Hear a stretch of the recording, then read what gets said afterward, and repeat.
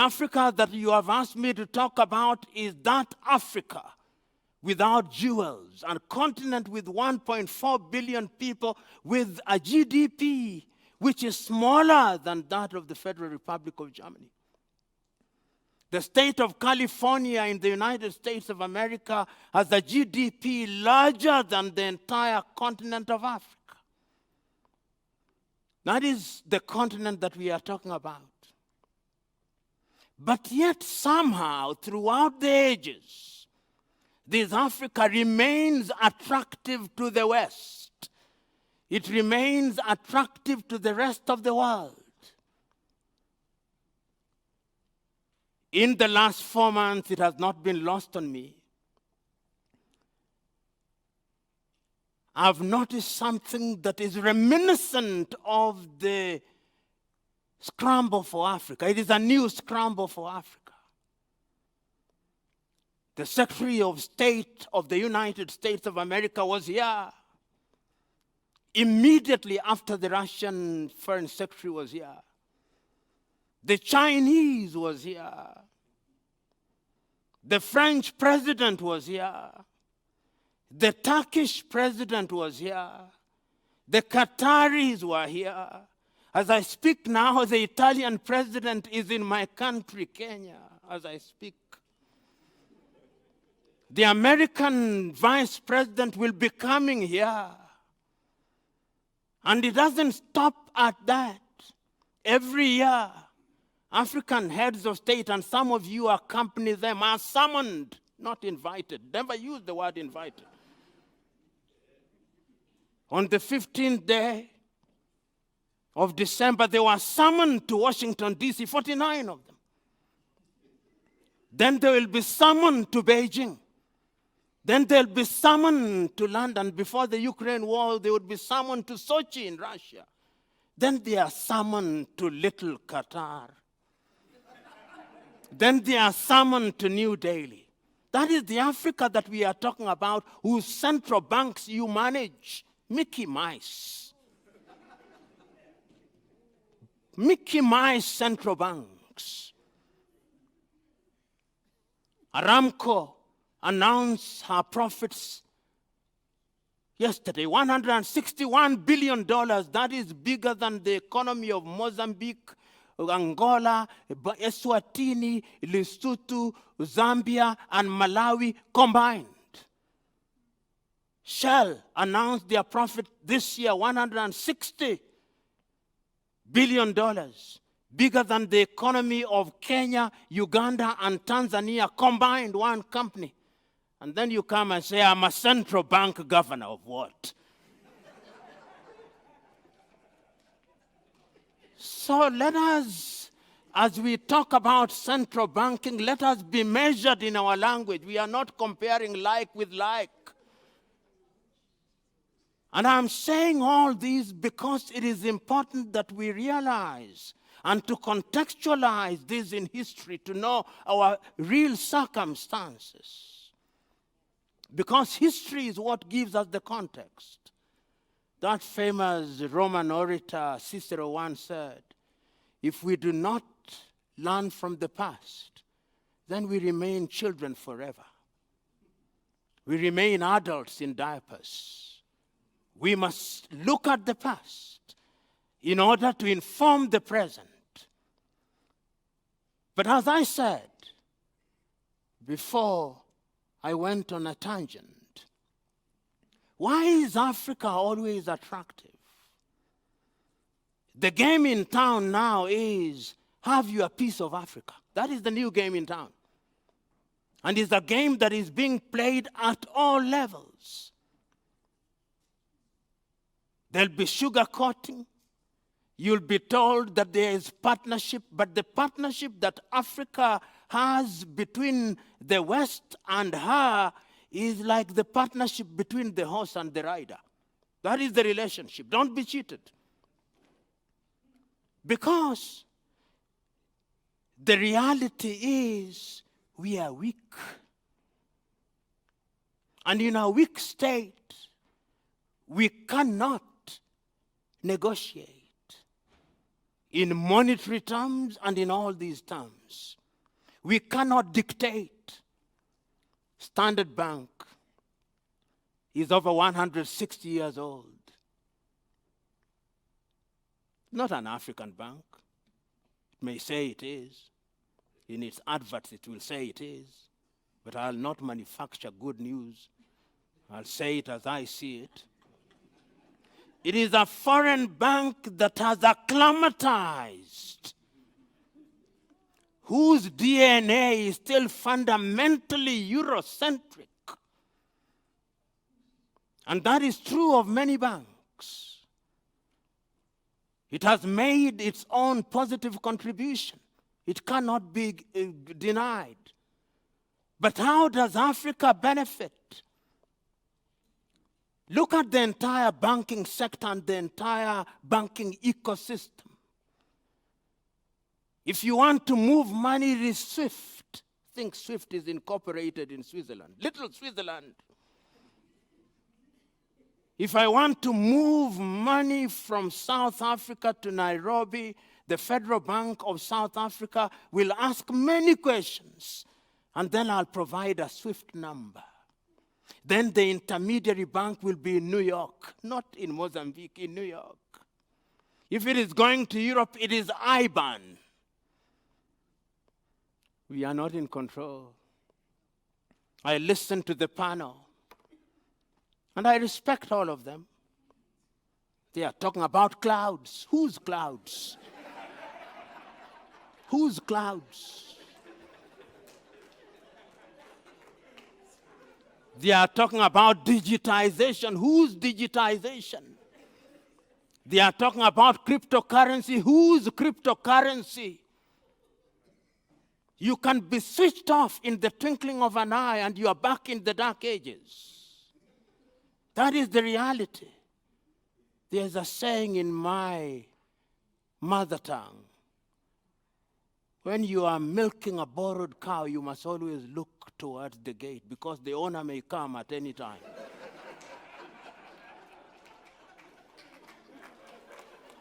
And I'm saying that Africa is milking borrowed cows. It is milking borrowed cows, and we must be on the lookout. You know, I believe it can be done. Because during my own lifetime, still talking about the attractiveness of Africa, I've seen the Chinese rise on their own terms. The Indians are now beginning to rise on their own terms. But Africa does not rise on our own terms. She is defined by others, and she accepts that definition. I'm suggesting that this is the forum at which we must ask fundamental questions if we want to really revolutionize Africa so that the work that you do will be beneficial to the continent of Africa. You know, mobile money is good. Old people in my rural village can receive money from me, even as I sit here. But which is the medium? Safaricom it is called. But who is the bigger shareholder? Vodafone of the United Kingdom. I'll be told that is globalization. But what is globalization? This thing we call globalization, what is it? First of all, we are using English words.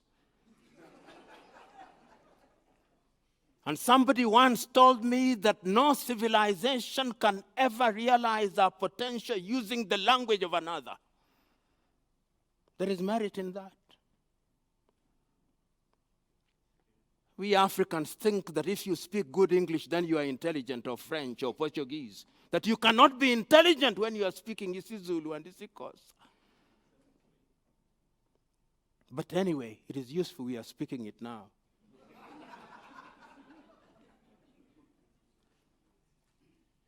I'm suggesting that when we look at globalization and we talk about the banking sector being globalized, we must also look at the adaptability of the global aspects to the unique African markets.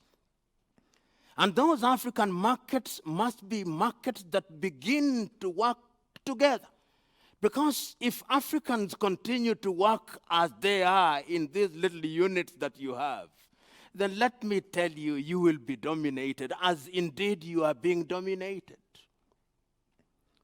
I go back to 1963.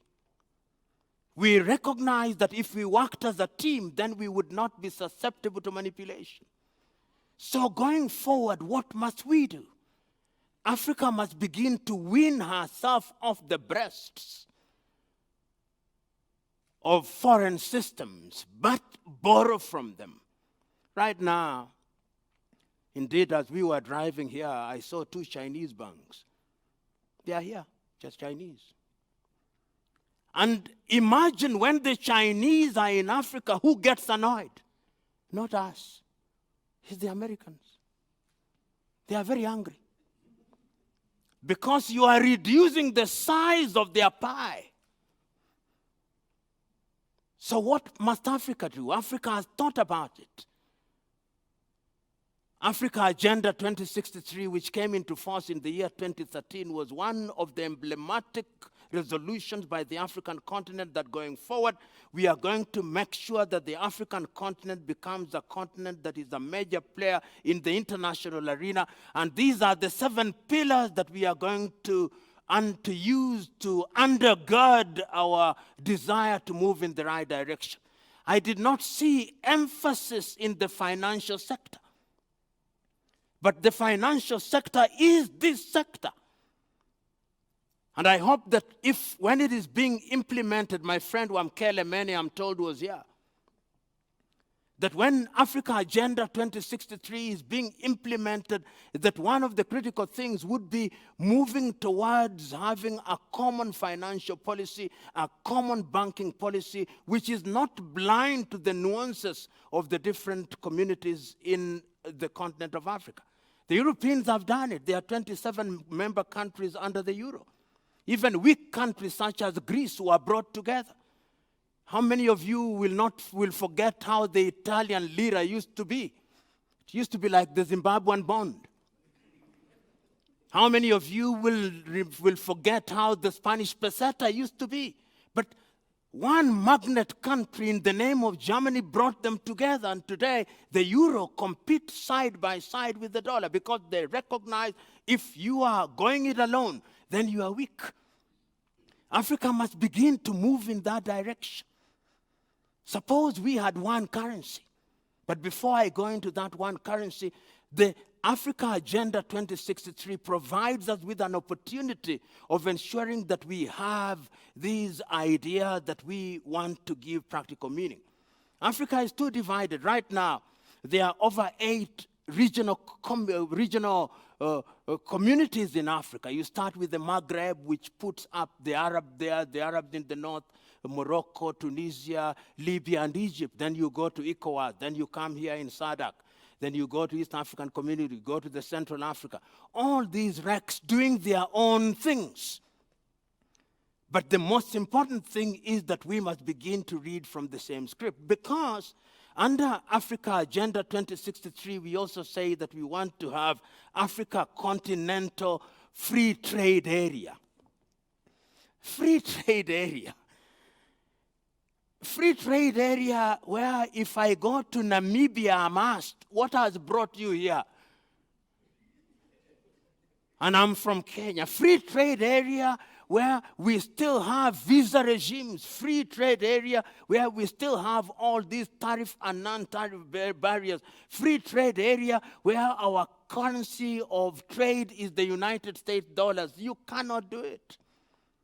We must begin, and you bankers must begin to think about it. You'll tell me we have RTGS. South Africa is now settling things through RTGS, but that depends on the mood of South Africa. If South Africa becomes moody, then everything goes haywire. We must have something that is a lot more stable.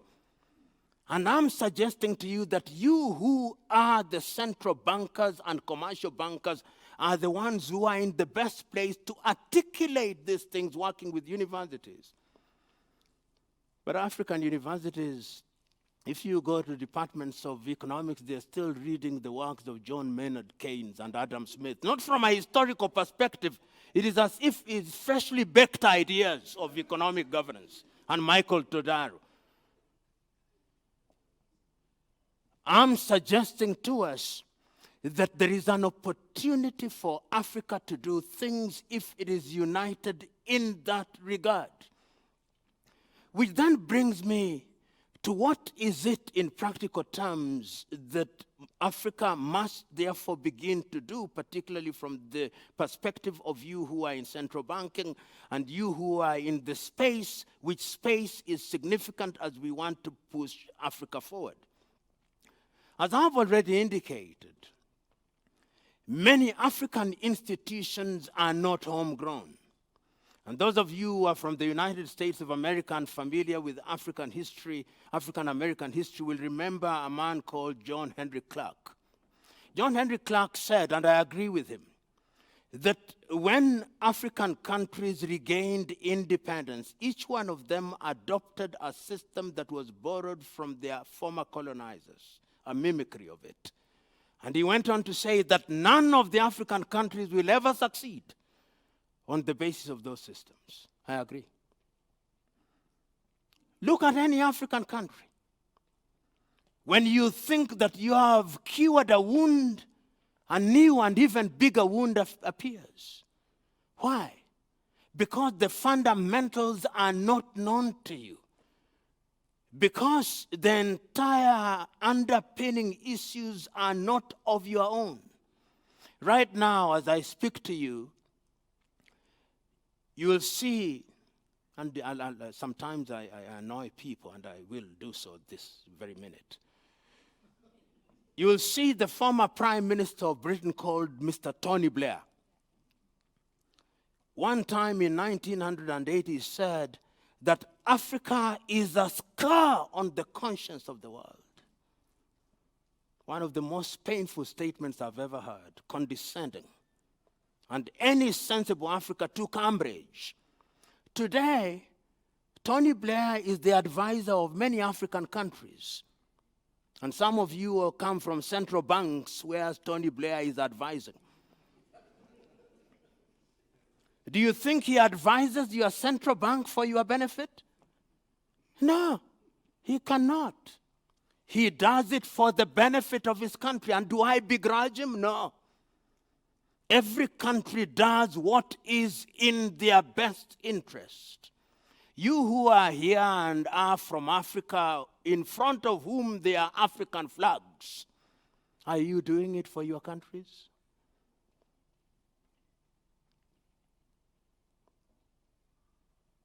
Are you doing it for your countries? Or you are going through the motions? Is this just yet another workshop which will lengthen your curriculum vitae? Because this is serious business. You who are bankers, you asked me to talk about corruption. I refuse to talk about corruption.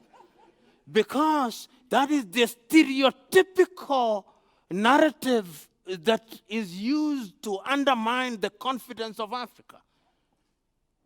Corruption is manufactured from outside. There was a time when the French, when they are dealing with Africa, then corruption was considered as a business expense. And the money that is derived from corruption is kept in Guernsey and those other islands where there are no taxes. It's not in Africa. Switzerland is the home of all corrupt money in the world until very recently. Yet when you see the Swiss, you think they are angels freshly baked from heaven.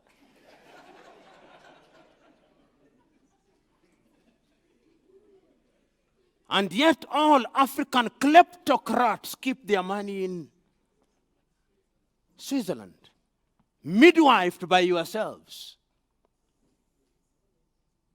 who are in the banking sector. Because this money is not carried in lorries. It passes through your banking systems. in numbered accounts or some other media through your banking system. What are you doing about that? I'm suggesting to us that you African bankers who are present here, there is corruption, but it takes two to tango, if you allow me to use that cliche.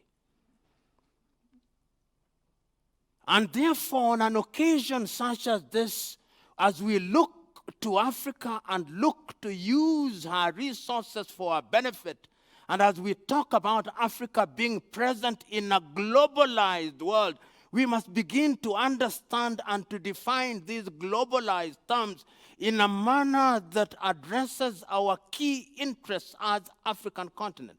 And I'm not suggesting for one moment that we exclude ourselves from the world. We are part of the world.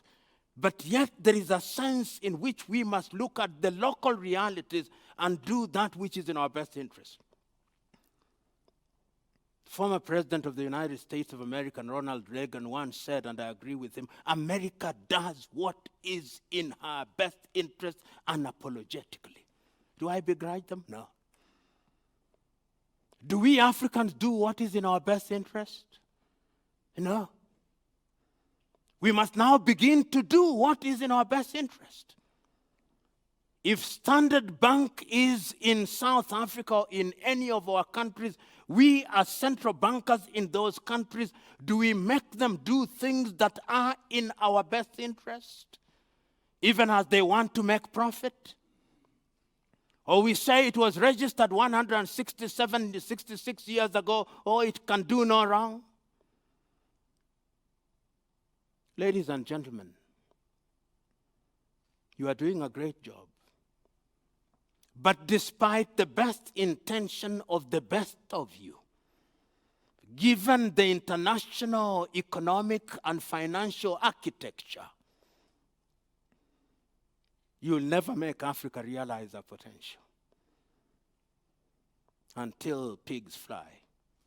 And the last time I checked, they are not just about to fly. Which means, therefore, that we must go to the basics. And what are the basics? Ha-Joon Chang, in his book, The Bad Samaritan, appears to make prescriptions which I think are commendable. He says that if you look at the history of all the countries in the West, at critical times in their growth, they did certain things that immunized them from external vagaries. Do we do so in Africa? No, we don't. If you look at China, which is now rising, and India, which are now rising, they ring-fenced a few things for their own benefit. Do we in Africa do so? No, we don't. If you look at the emerging Arab countries, which you now see the Emiratis or the Bahrainis or Brunei or Darussalam, you can see they do that. If you look at little Singapore, they are doing that. Do we? No, we don't. We still wait for the almighty IMF to tell us things. And then we say, oh, almighty IMF and World Bank, we have heard you. When IMF sneezes, our economy goes into a coma. When we want to test our economies, who do we go to? Moody's. Depending on how moody Moody's are, our economies are equally moody. When we want to measure our economies, which indices do we use? GDP. Ladies and gentlemen, the time is now, therefore, for us to begin to assess what it is that we must do as I conclude. And I'm suggesting that the time is now for African central banks to begin to work intimately with organizations such as SADC, initially, with organizations such as East African Community or ECOWAS, for the purpose of beginning to harmonize our economies and having regulatory frameworks that enable trade to happen in a seamless way.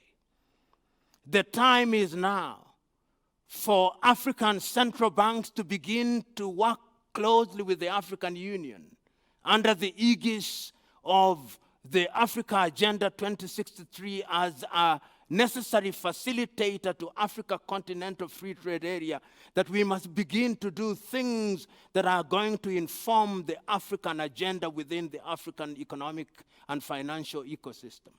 The time is now that we must begin to ensure that we de-dollarize our economy. The Americans don't want to hear this. That we must begin to de-dollarize our economies. Because as long as our economies are dollarized, it means that the externalities are affecting our very being. Right now in Kenya, if you want dollars, they can't give you more than $5,000. The same in Ghana. And when we do that, whichever currency we create will stand toe to toe with the American dollar.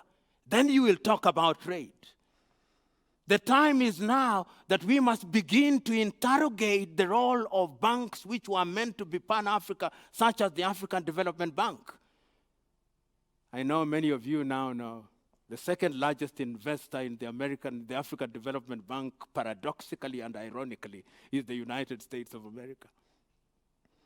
And the other one, of course, is Japan, African Development Bank. During the appointment of their last head, the Americans even wanted to veto his appointment, African Development Bank. Institutions such as the African Development Bank must now be made to be true African Development Bank that relates with other banks from a position of strength. If we do so, ladies and gentlemen, then the central banking that you are talking about will be central banking that informs the African environment.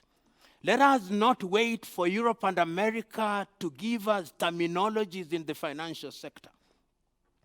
I heard it being said, KYC, know your customer. If tomorrow Europe and America comes up with another acronym, you'll now begin to change.